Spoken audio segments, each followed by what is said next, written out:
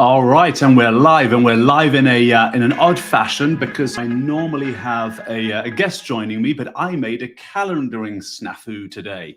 My calendaring snafu is that I invited one of our field CISOs from Checkpoint, Cindi Carter, who will join me at a latter week. I made the assumption of sending out the invite and then not checking to see if it had been received, and I checked 5 minutes ago, which makes a great subject matter for cybersecurity. Assumptions. And I'm serious about this. Assumptions in cyber or anything for protecting our networks is really what makes people fail right out of the gate. Excuse me while I click around a couple of banners, because clearly the show has started. There we are, and we're off. So what I'm going to do today is I'm actually going to go ahead and share the security report that I was going to share on this broadcast with Cindi, and I was going to walk through it with her. So the security report's right here, and this is a fantastic document. This is a living, breathing document that is on our website,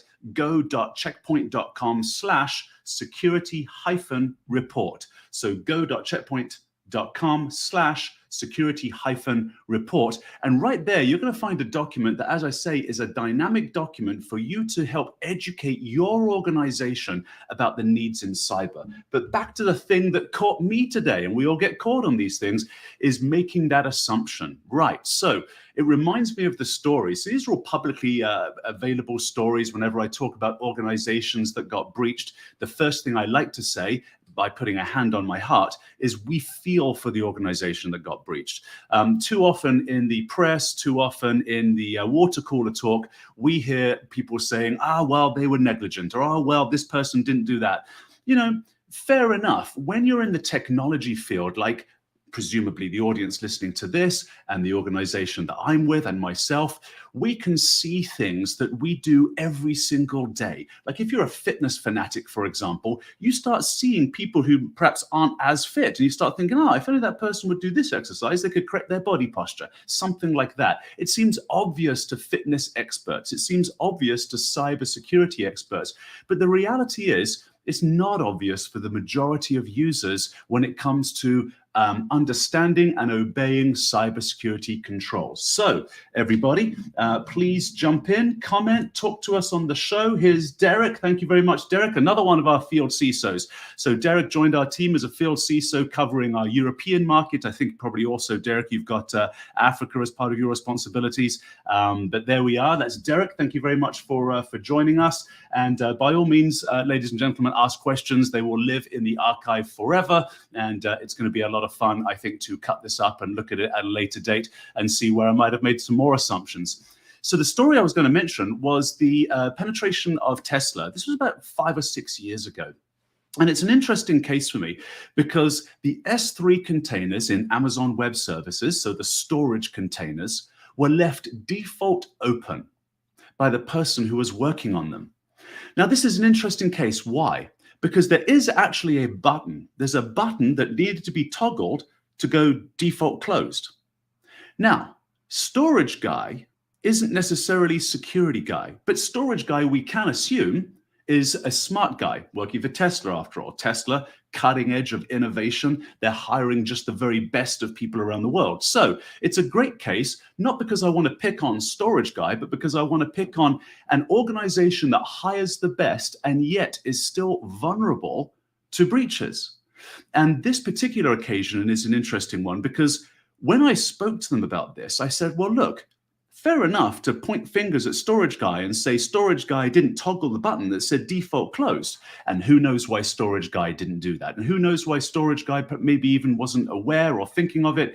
Maybe storage guy wanted to work on the S3 container later at home and so left it open. I don't know. But the response from the community was that, well, storage guy was told there's a button here that you need to toggle in order to stay more secure. Well, when was storage guy told this? Was it during the onboarding, years ago when that person accepted all the terms and conditions? Was it that once a year cybersecurity mandated training that gives people, multiple guess exams after what I can assume is a sort of slightly goofy slideshow and cartoons about how to prevent phishing attacks? you can see where I'm going with this. The culpability isn't just on Storage Guy. The culpability isn't just on Tesla as an organization. The culpability is with all of us, the community. And this is the passion that folks at our organization, like Derek, for example, dialing in today as a field CISO, wants to help educate the community about. Because it is insufficient to provide great security controls and then tell people once a year, even once a month, that they should be toggling certain buttons. So there's a kind of a two-pronged approach that I want to attack in this next 20 minutes live stream. One is that we need to do a better job of telling Storage Guy and helping Storage Guy, making sure that S3 containers are default closed. That's one thing. So that's training. And there's a beautiful article, hopefully we'll get time for it. In fact, you know what, I'll prioritize it, that I read. It was a West Point cadet. West Point, for those in the international audience, is the American equivalent of Sandhurst that they have in England, for example. So it's the officer training at your army. So this West Point cadet wrote a paper on the difference between drilling versus training. And I'll go over that in a few moments. And that's why we, the global community, let Storage Guy down. We trained him, we didn't drill him. And when it's important, when it's a matter of life and death, we do drilling, that's the military. But it is a matter of life and death for your corporate brand, right? For your payroll, for your organization to stay afloat. And I mean this with sincerity. Look, American Semiconductor Company were part of a massive breach in 2000, I think it was around 12.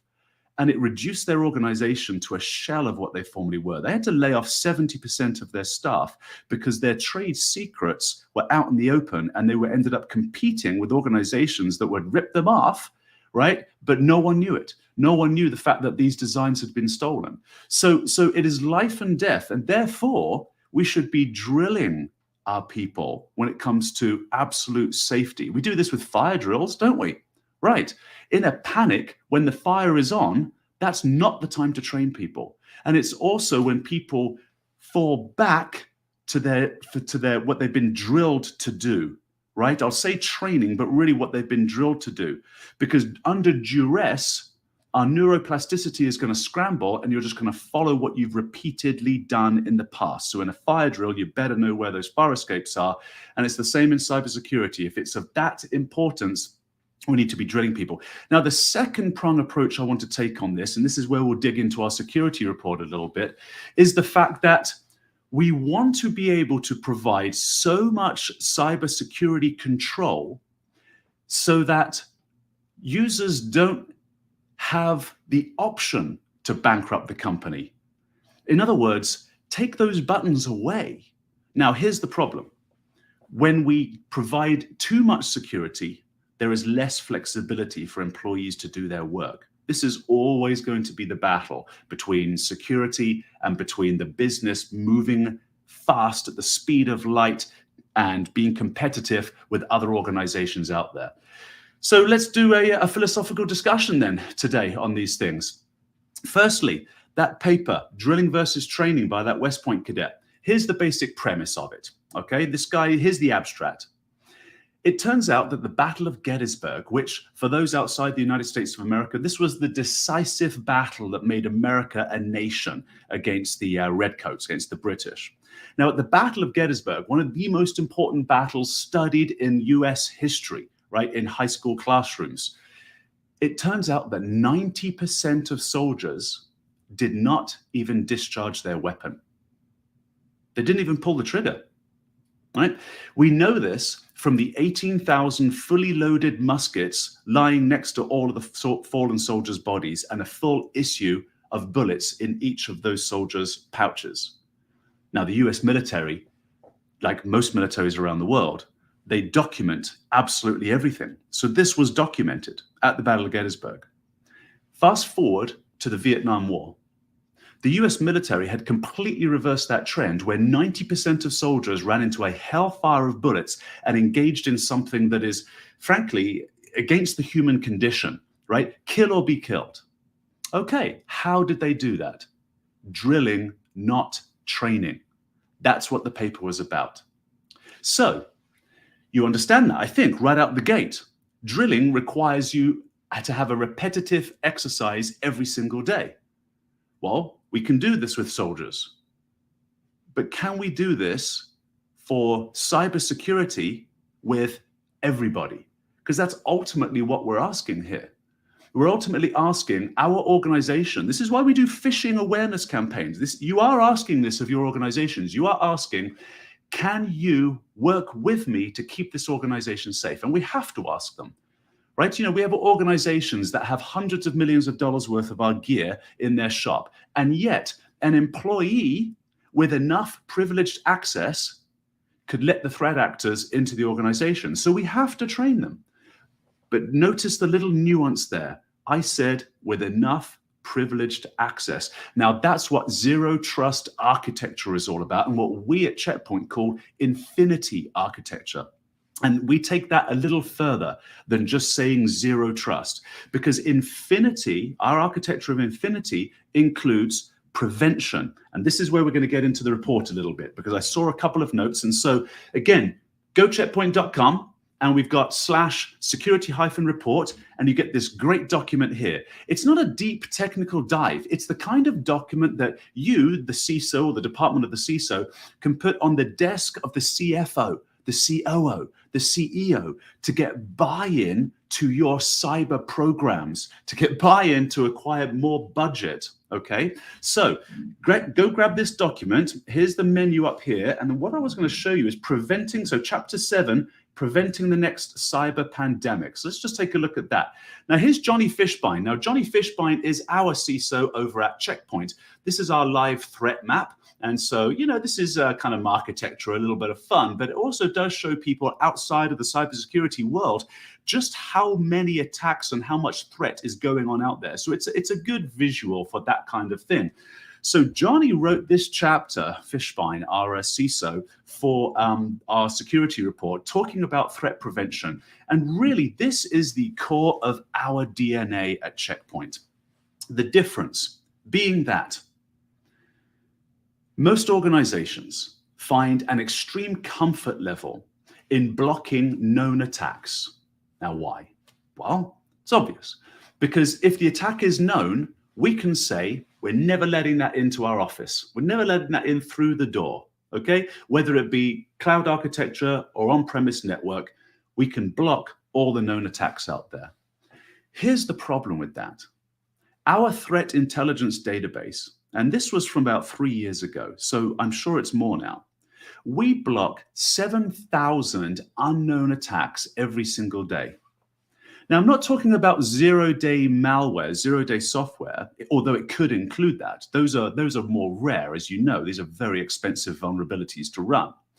But I'm talking about zero-day attacks. In other words, a reformulated previous piece of malware that might try to spoof and get past your IPS signatures so that they don't know it's known, and then they're letting the threat actor in the door.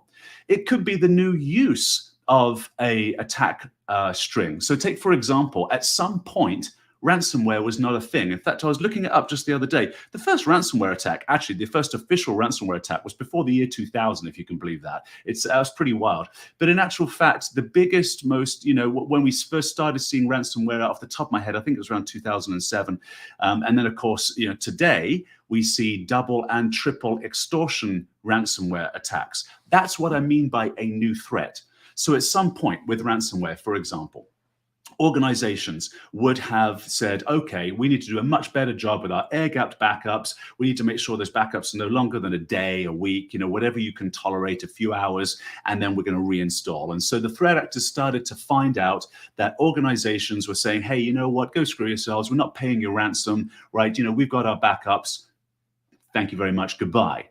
However, the threat actors also have all of that victim's data.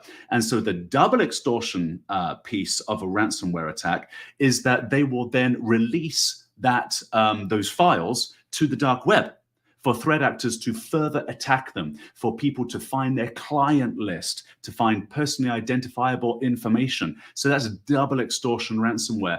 And then we started seeing another new threat. And again, we see 7,000 every day. So the other new threat on the ransomware family was the triple extortion ransomware. So no longer do the threat actors simply say, okay, we've encrypted your data and you're going to have to pay us millions of dollars to get it back. And if you don't pay us millions of dollars, we are going to sell your data. And if you're still not convinced to play ball with us, I mean, these people are just such criminals. The third factor is we will actually go through your data and we'll find out further vulnerabilities to hurt you. As an example, working with one organization that had unfortunately received their ransomware, double and now triple ransomware, or triple extortion from the ransomware. This organization was then threatened by the threat actors because it was found out that they had violated GDPR, which is the European Governance Privacy database. And so now this poor organization, not only have they lost all their data, not only has their business come to a screeching halt, but now they're going to face fines by the European Union for violating GDPR. In addition to that, the threat actors were stating that they'll contact all of the partners, they'll contact their customers to say that this information has been leaked, we've got your personal information, it came from this organization. It would ruin that company. And so, in this particular case, fortunately, they went ahead and paid. But that is what I mean by the evolution of threats into new threats. So the days of detecting only and saying, hey, I'm going to block any known attack and then anything else I'm going to let in, but I'm going to quarantine it if it turns out that this is malicious, if there's something malicious in here. Well, unfortunately, that doesn't work with 7,000 new attacks every single day. All right, so in this document right here, what I want you to read through, and obviously I'm not going to do it while I'm live streaming with you right now, is how our threat database engines will help prevent such challenges. And my battery is running low. I'm having all sorts of challenges today. All right, I'm going to be off air fairly soon. I'm going to play this video for you, and then we're going to close this up because I think we're already 20 minutes in. When your perimeter is everywhere and the threat landscape keeps evolving, how do you prevent attacks against your organization? Securing your business with Check Point provides you with accurate prevention powered by ThreatCloud, the brain behind Check Point's products. ThreatCloud's two lobes work harmoniously to prevent attacks before they happen. ThreatCloud's big data threat intelligence. All right, we've got some buffering going on there right now. So you know what I'll do is I'm just going to kill that from the buffering. We've got, here, let me get rid of that. Let me put this up. Here's Johnny, chapter 7 of our report. I thought that video would play a little better. I'm having technical issues as well as assumption on my calendaring issues today, ladies and gentlemen. I'll be back next Thursday at the same time to go through this in more detail. And one of these Thursdays with one of our field CISOs. So go through this report. Take a look at how our threat detection engine can give you assurance on that elephant in the room. And we'll close with this because the elephant in the room is this. Instead of identifying and blocking known attacks, okay, we are saying block everything that is unknown. Use our engine on the front end so that we can help you get through your attacks. Stop your attacks, excuse me, ladies and gentlemen. And excuse me, folks, I'm having all sorts